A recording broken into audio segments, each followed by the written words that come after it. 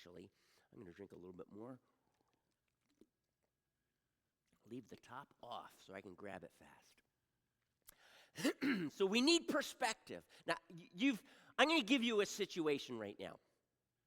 And I think we've all probably seen a detective show or movie or something in which something like this played out. There's a cashier. There's 2 customers and 2 employees in addition to the cashier.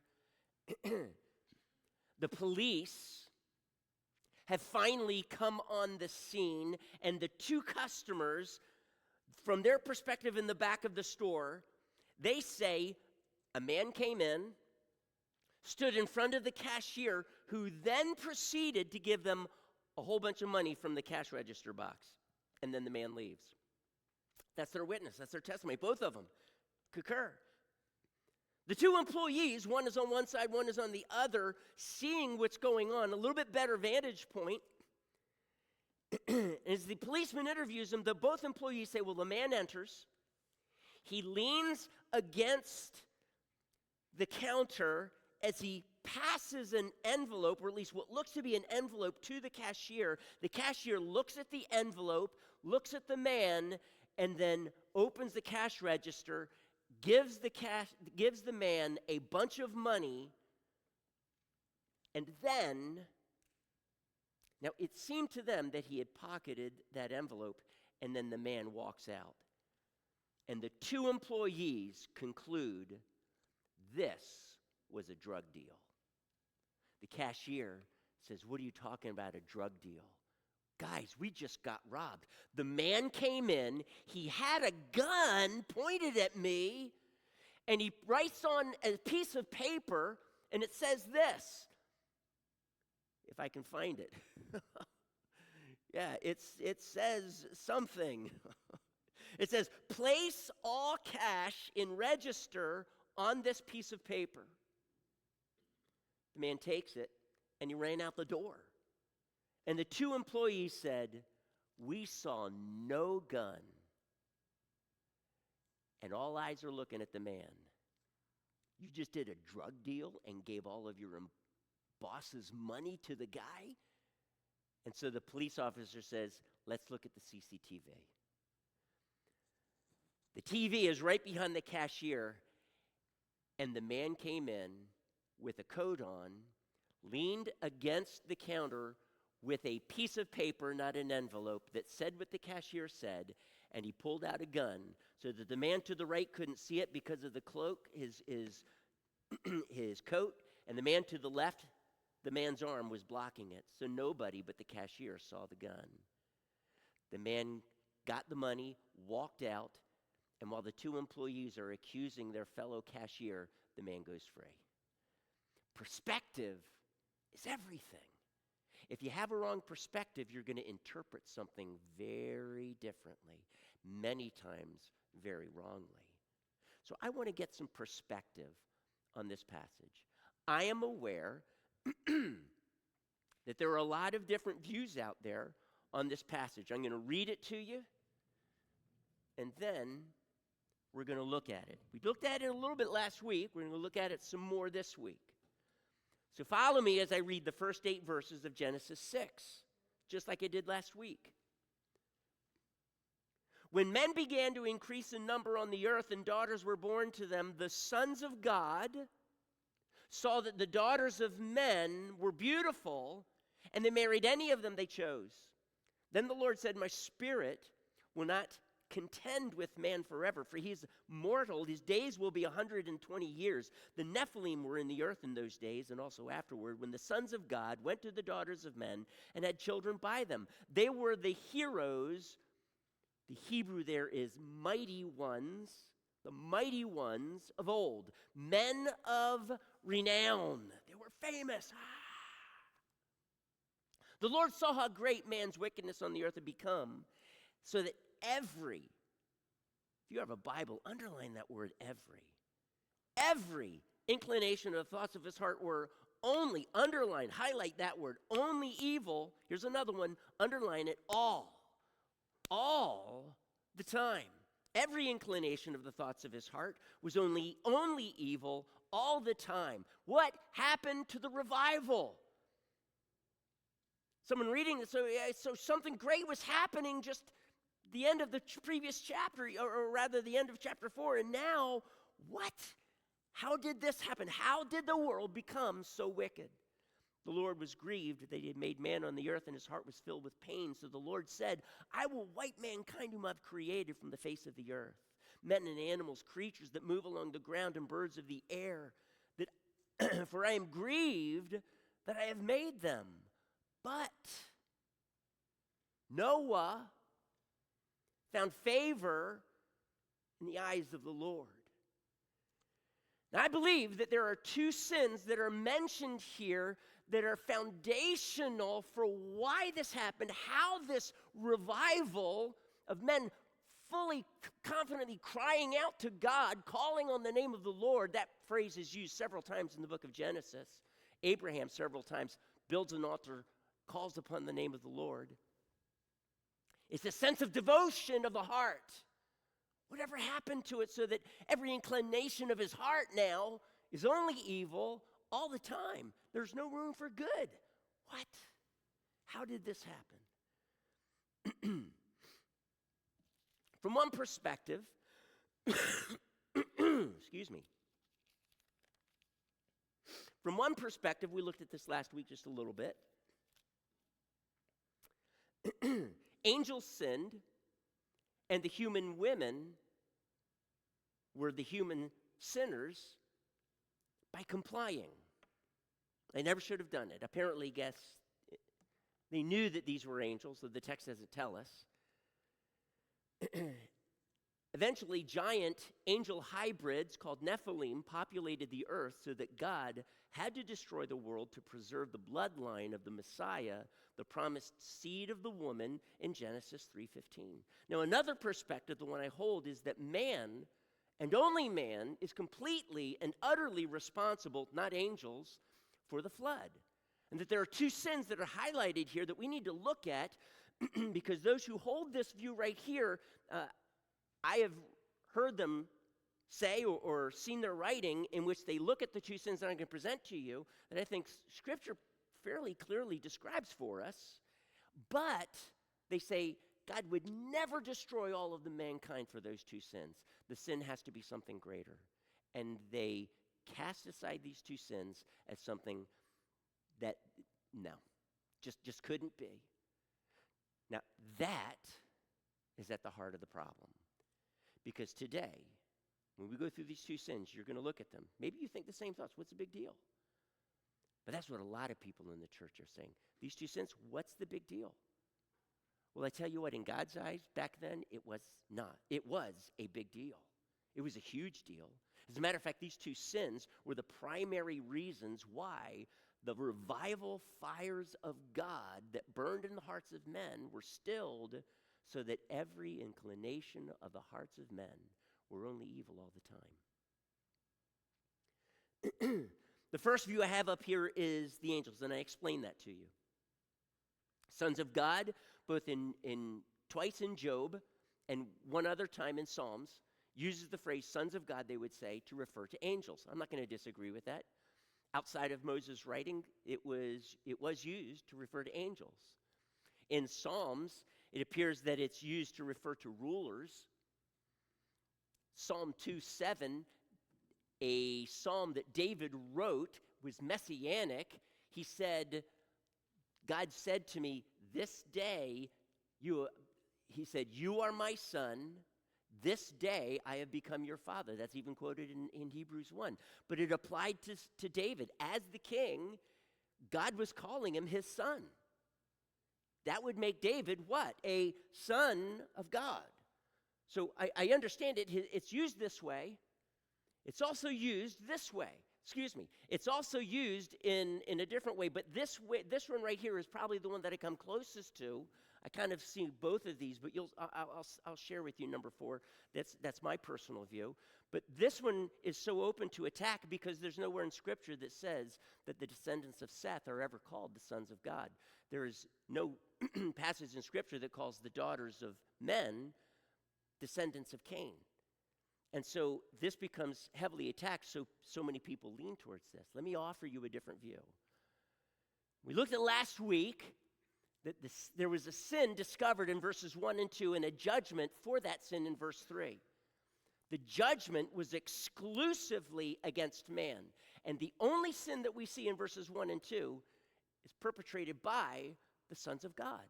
And I said, from the get-go, Moses makes it clear that the sons of God are men, and they're not angels. Let me also suggest this to you. See, if the sons of God were the only ones that sinned, and then God says, I'm going to judge man, but we don't see anyone sinning in verses 1 through 2 except the sons of God, that the only logical conclusion is that the sons of God are men. Because that's the only people. God never says he judged angels. He only says he judged men, i.e. the sons of God. So Moses makes it clear right up front that the sons of God are men. Also understand this, that this phrase, son of God or equivalence, son or sons of God or equivalence, is actually found several times in Moses' writing, the first 5 books of the Bible, and not one time does it refer to angels. This is significant. I'm going to offer another reason why I'm going to hold to my view and why I think it's important. Angels do not marry. Excuse me. Angels do not marry. Let me find my place here. And in Matthew 22:30, Jesus makes it very clear that in the resurrection, there will be no marriage because you will be like the angels. The most immediate conclusion that's logical is that, well, angels don't marry. Okay, but what else is logical? Now, I'm not saying this is like a go-to, the silver bullet. I'm not suggesting this. But when we think through this, here is my question that I think is very important to ask. Do angels have, are you ready? Do angels have sexual desires? I want you to think about that. And you might say, Mike, come on. The Bible never says. I don't know. Well, guess what? If they don't marry, then they wouldn't have children. So why would they be given sexual desires? That sexual desire would never be able to be fulfilled in the context of marriage. And at least this side of heaven, that's called sin. If you have sexual desires and fulfill them outside of the context of marriage with another person, that is called sin. So why would God give angels sexual desires knowing they could never fulfill them? That's just not what God does. I don't see anything that God gives something that has a specific purpose, but sorry, you will never be able to fulfill this. Now, maybe, like for those who are single, God does create men and women, so eventually they marry, but not all of them do marry, okay? But the intention for male and female is so that in the human species, there's a marriage and there's children.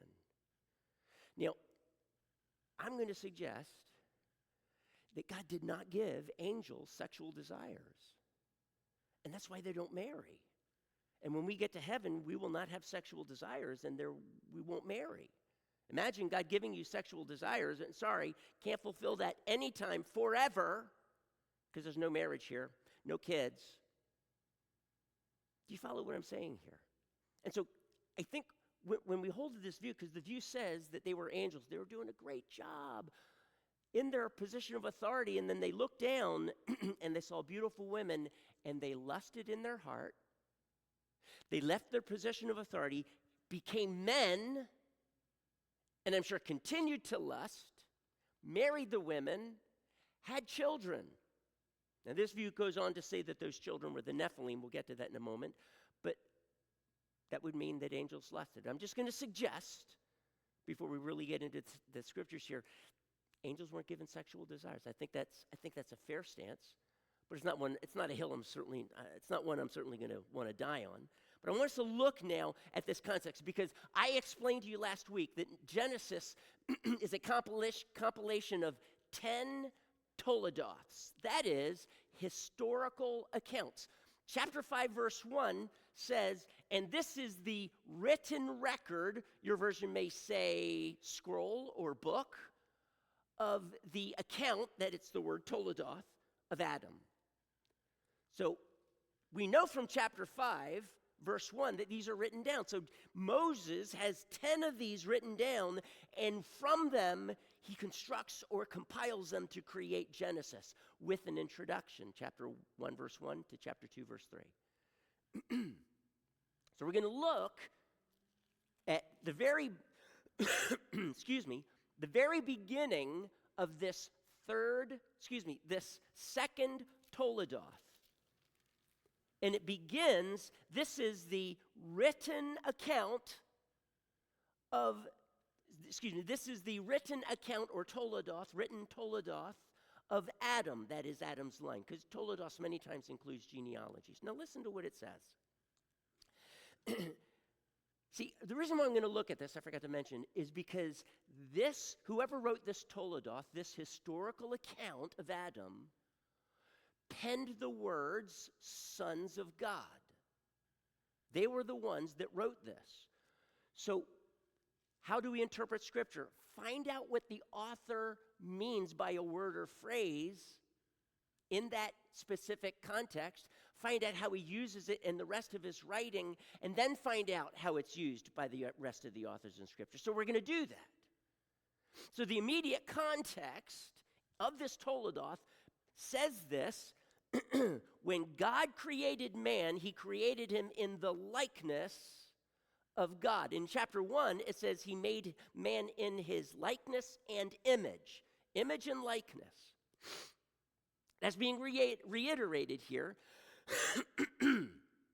Verse 3, when Adam was 130 years old, he had a son in his own likeness and in his own image. So do you follow what he is saying? Seth is in Adam's image and likeness, and he is called a son of Adam. Let me say that again. Seth is in Adam's image and likeness, and he is called a son of Adam.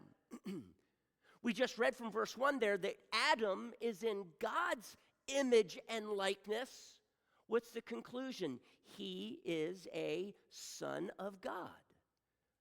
It seems that because he's using this word image and likeness, this is the author's point here, that Adam is a son of God. Now, if you were to look in Luke 3:38, Luke himself calls Adam a son of God. So the Toledoth writer understands this idea of son of God, meaning in his image and likeness. And specifically now, not just all that is meant by the image of God, but character as well. And this is important as we understand now this phrase, sons of God, because they would not include every single human. We're going to see that.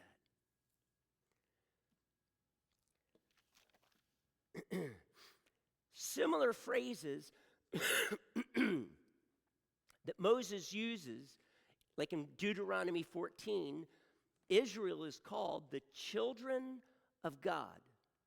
Now, last I checked, children come in two genders, right? Sons and daughters. So a very fair translation of children of God would be what? Sons and daughters of God. That is the people of God in Moses' day, called the nation of Israel. Exodus 4:22, Israel is called God's firstborn. And so it's in the male gender, so he would be a firstborn son. Israel was God's firstborn son. That would be Exodus 4:22. Israel is God's firstborn son. Remember David? David, Scripture says in Psalm 89:27, that verse says that David was appointed as God's firstborn son. Psalm 73:15. Now, this is outside of Moses' writing. Referring to Israel, they are called your, or God's, since he's the one being addressed, your children. Again, your sons and daughters. That is, sons and daughters of God. So in Scripture, sons and daughters of God are regularly used to refer to the people of God. I'm suggesting to you nowhere in Moses' writing is it ever made equivalent to angels. We do see that in other writing outside of Moses, but not in Moses. Now here's what I want you to do. Turn to Deuteronomy 32. Just going to spend a few minutes because I do want to tackle the application of this. Deuteronomy 32, verses 8, and actually verse 9. When the Most High, that's referring to God, of course, when the Most High gave the nations their inheritance, when he divided all mankind, that phrase, all mankind, in Hebrew literally is sons of man, as opposed to, I guess, daughters of man that we found in Genesis 1. So these are the sons of man, meaning, NIV interprets that all mankind. When did this happen? When did God divide all the sons of man? That is, all mankind. He did it at the Tower of Babel. Before Israel became a nation, hundreds of years before Israel was a nation. God divided all of the nations. And it says there in the last part of verse 8, he set up boundaries for the people. That is, boundaries for these nations. As they spread out, they settle, and he creates boundaries for them. Oceans, rivers, what we would call geopolitical boundaries. He creates them for them, and they have this sense of sovereignty. So he sets up boundaries for the people. Now listen, according to the number of the sons of...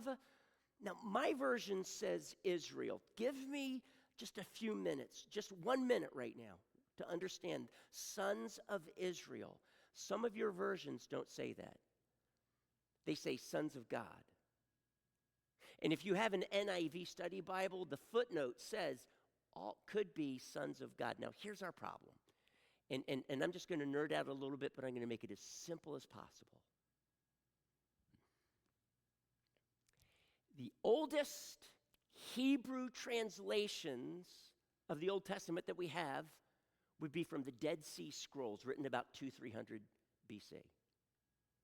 It's the oldest Hebrew manuscripts that we have. The Dead Sea Scrolls read sons of God. 1,000 years later, 800 AD, a group of Jews called the Masoretes decided to take the Hebrew scriptures and put vowel points on them. Because at that point, Hebrew, being read from right to left, was all consonants and no spaces between the words. That would freak me out. I can't read that way. Remember that little thing, Nosmo King? What does that mean? It's really no smoking. Yeah. Okay. So the Masoretes had this great idea. We're going to separate the words. We are going to put vowel points so that those who just don't know the words real well, like the children, they're going to be able to read it just fine. And so that's what they do. The Masoretes have the phrase sons of Israel. Now, I'm not going to go into why that happened. I'm only concerned with right now, what does the original Hebrew say? Because now let me introduce to you one more version. It's called the Septuagint. Septuagint was written about the same time that the Dead Sea Scrolls were. And if you were to look at the Septuagint, which is the Greek translation of the Hebrew, do you follow me so far? That translation says angels of God. What? Okay, we're just like totally lost, right?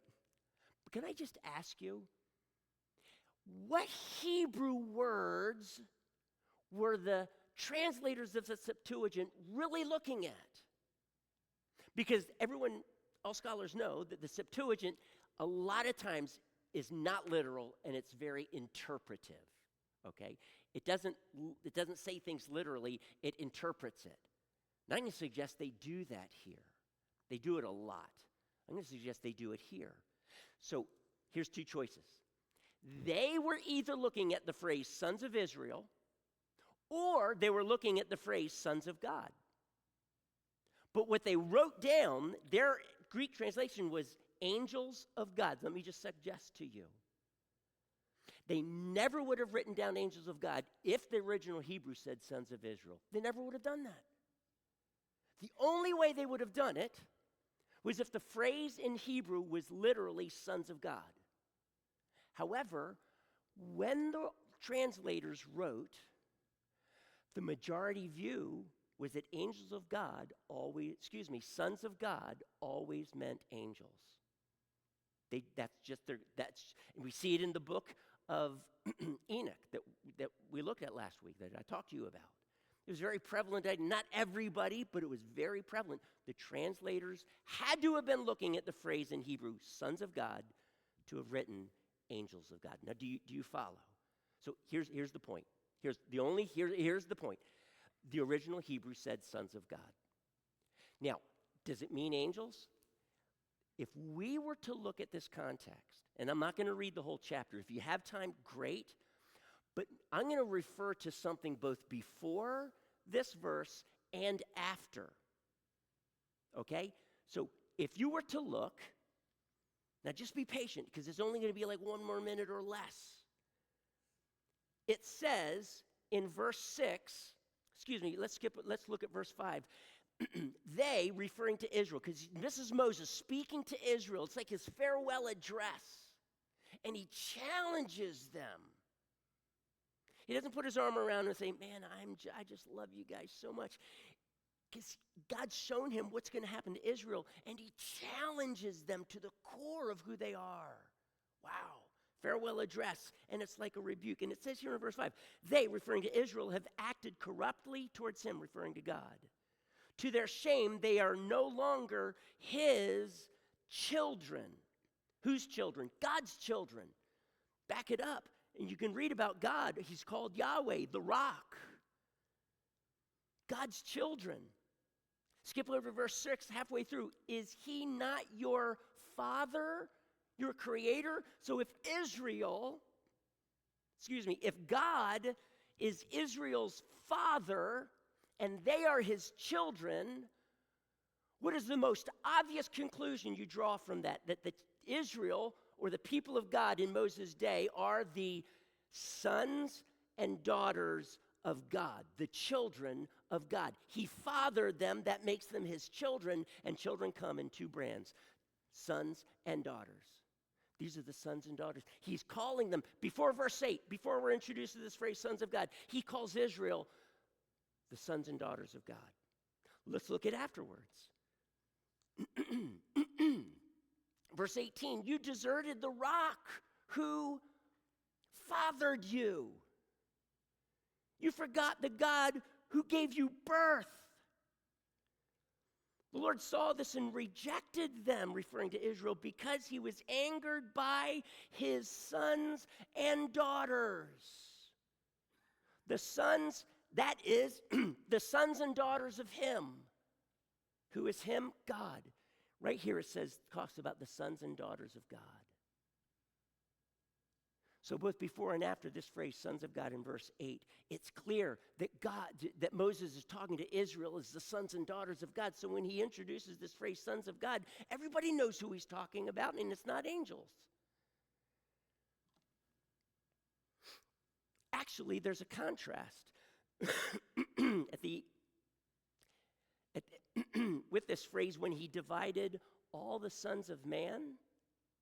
Do you see that in verse 8? And at the end of verse 8, according to the number of the sons of God.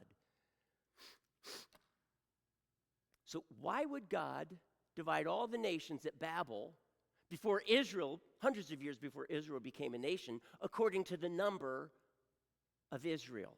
Now, the number of Israel that went into Egypt was 70, just so you know. Scripture says that twice. The number of nations, Genesis 10, that God created out of the Tower of Babel when he scattered them, 70 as well. And so that's why the Masoretes suggest this. But why does God What's the big deal? Why would God create 70 nations? Because at one point, probably 1 year, because the next year, now there's 71. The next year, 73, 77, because they just started growing. Why would he choose to do this?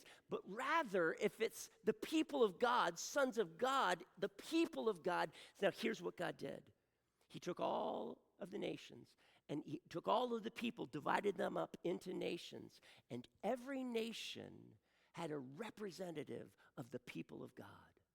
He divided the nations according to all the people that still worshiped him, so that God would always have a witness in every culture, every nation.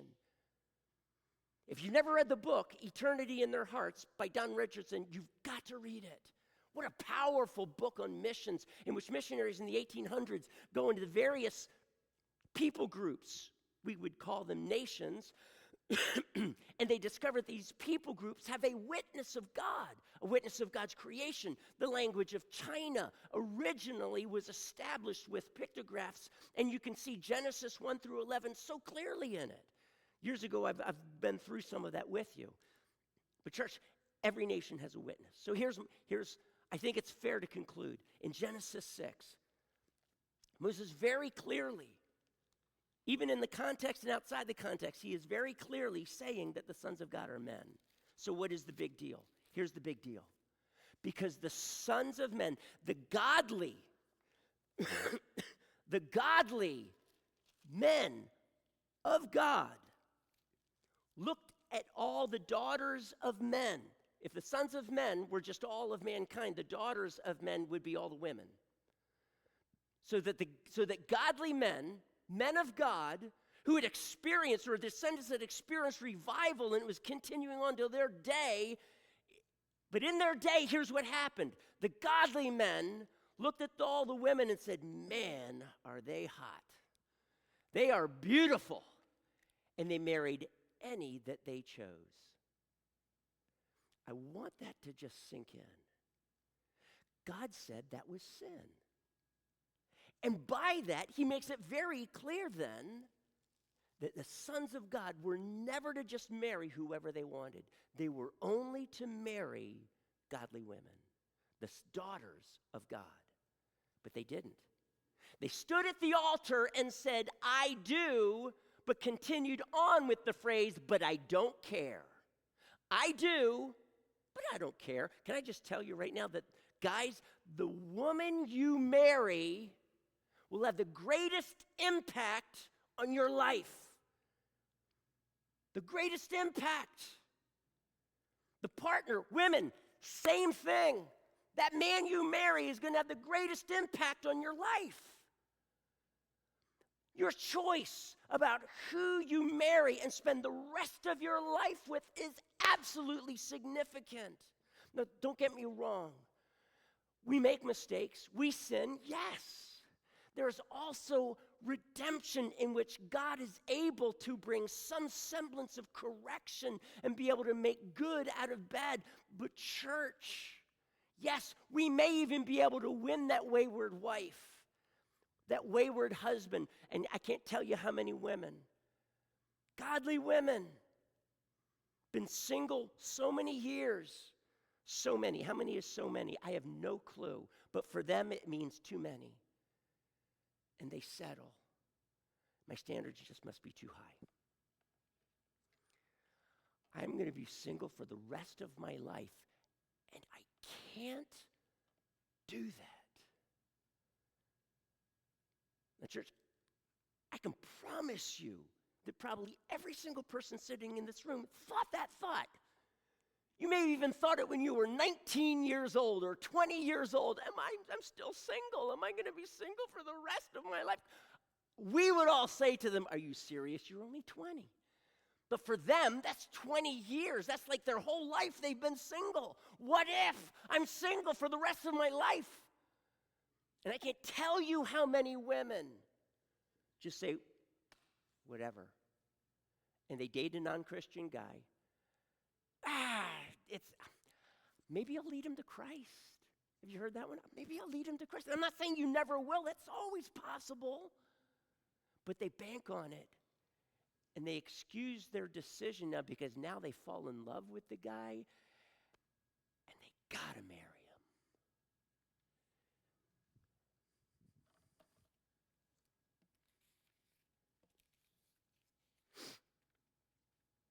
Scripture is very clear on this.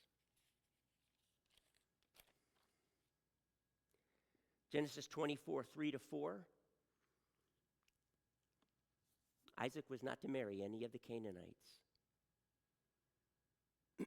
only those who feared God.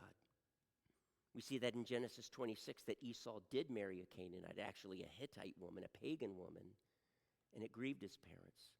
Deuteronomy 7, verses 3-4, where they're challenged, do not intermarry with the Canaanites. Don't do it.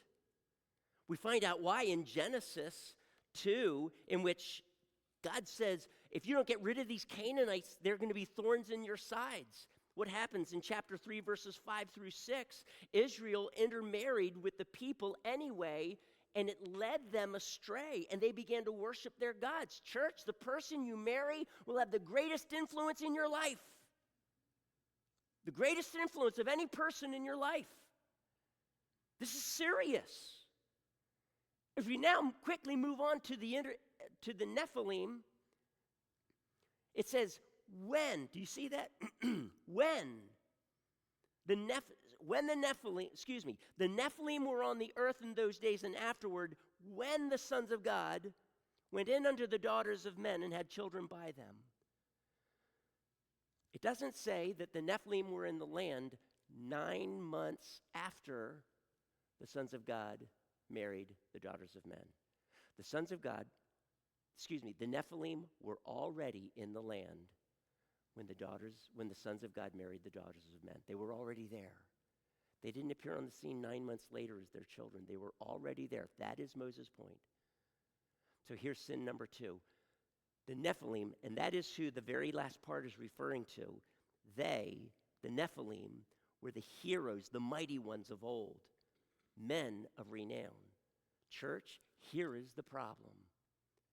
The Nephilim comes from the Hebrew word nephal, which means, the causative means to cause someone to fall. It doesn't just necessarily mean the fallen ones. I used to believe that, but Moses never uses the phrase fallen to refer to fallen into sin. He uses it many times physically to fall or to fall by the sword. So that those who cause others to fall, they're attackers, they're marauders. These Nephilim were conquerors. That was what they did. They were filled with violence, and as a result, they filled the earth with violence. They were the tyrants. They were the ones, not necessarily rulers. I didn't say they were rulers, but they were violent.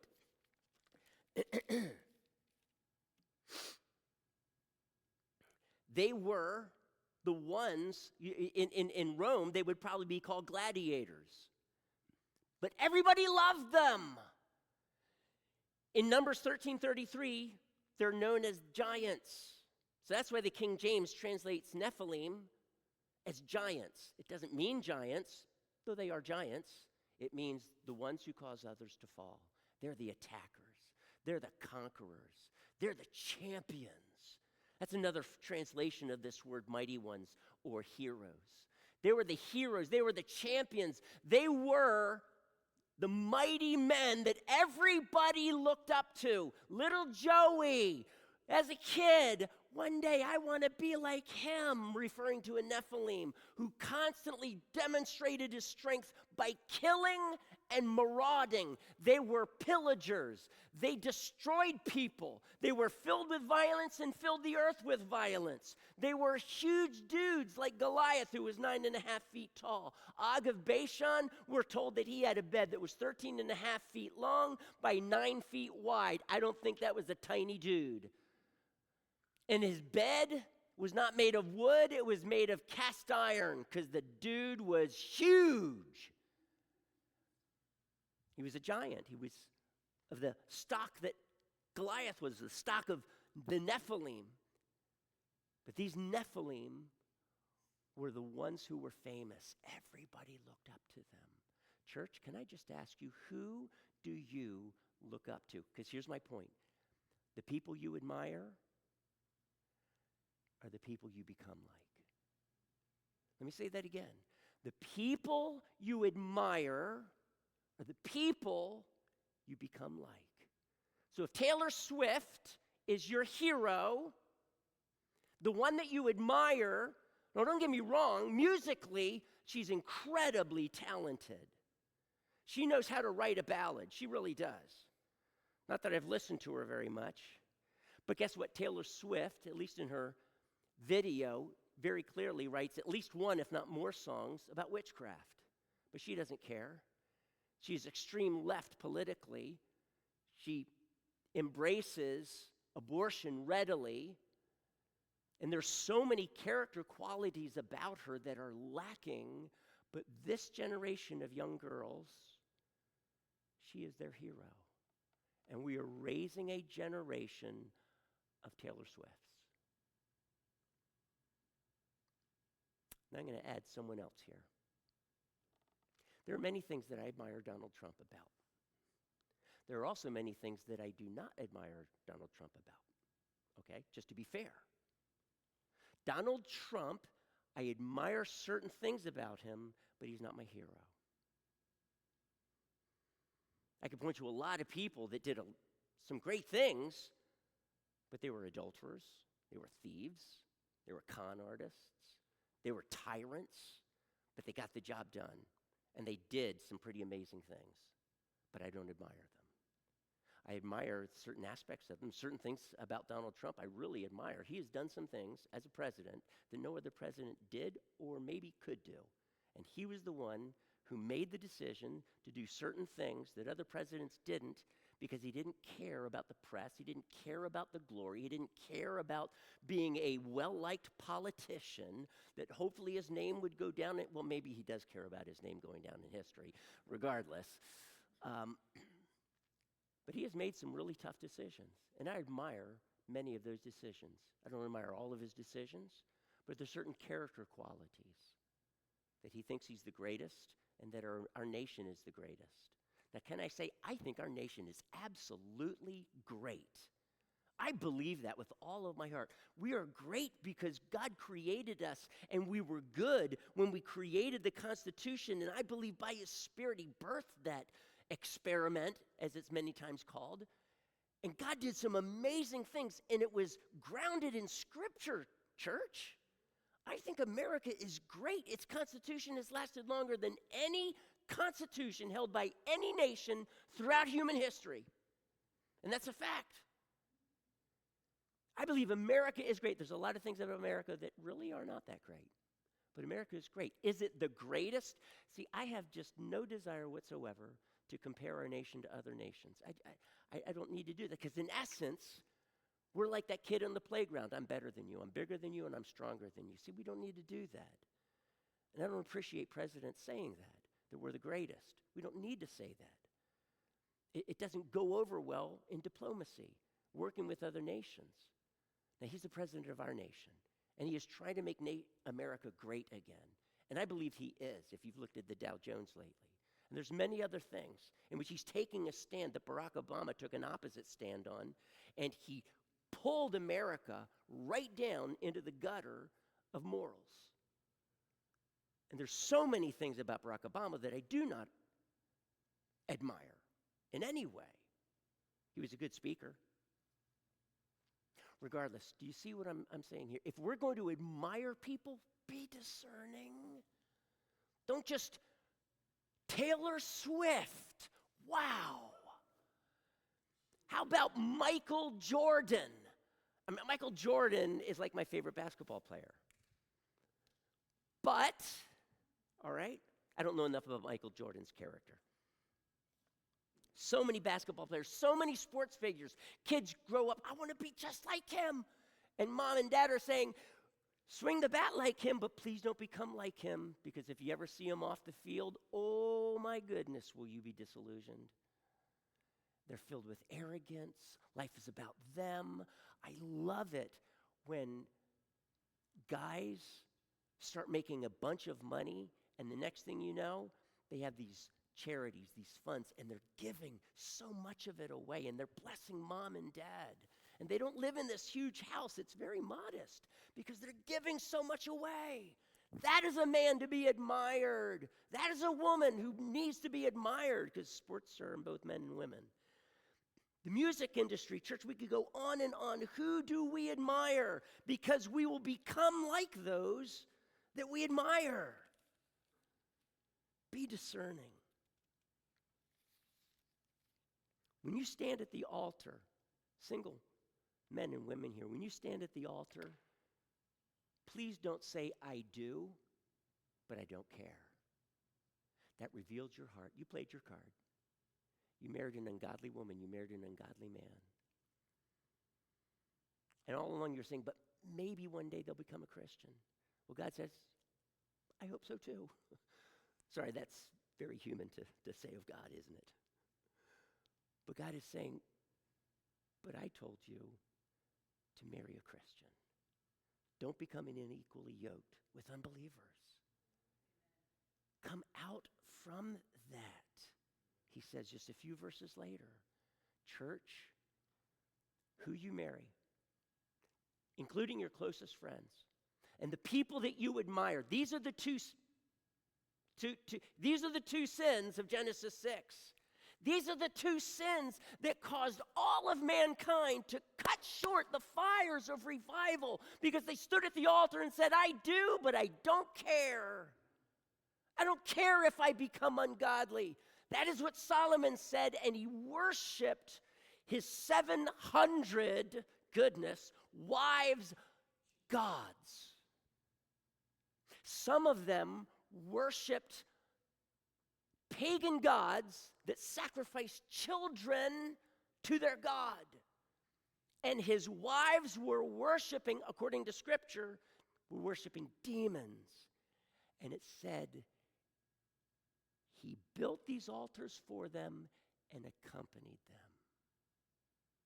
Wow. Some of those altars you could see from the temple, because they were on the next hill over called the Mount of Olives. Church, what are your values? Because our values will be seen in the people that the person we marry, and they will be seen in the people that we admire. Because that person you're marrying, by God's grace, you're going to have children. And let me just say this, men, you marry an ungodly woman, she is going to spend more time with your children than you were. You will. Guaranteed. I don't know what the figures are, but the vast majority of women spend more time with their children than the men do. I get that. There's nothing wrong with that. God created them to be busy at home, and they're pouring their lives into their home, and they're their children. But if you married an ungodly woman, your children will turn out just like her. And you said at the altar, I do, but I don't care. God said, but I want you to care. Oh, men of God, women of God, I want you to care. I want to close in prayer. We're about to have communion. Maybe we could just I guess Julian is back there, but others.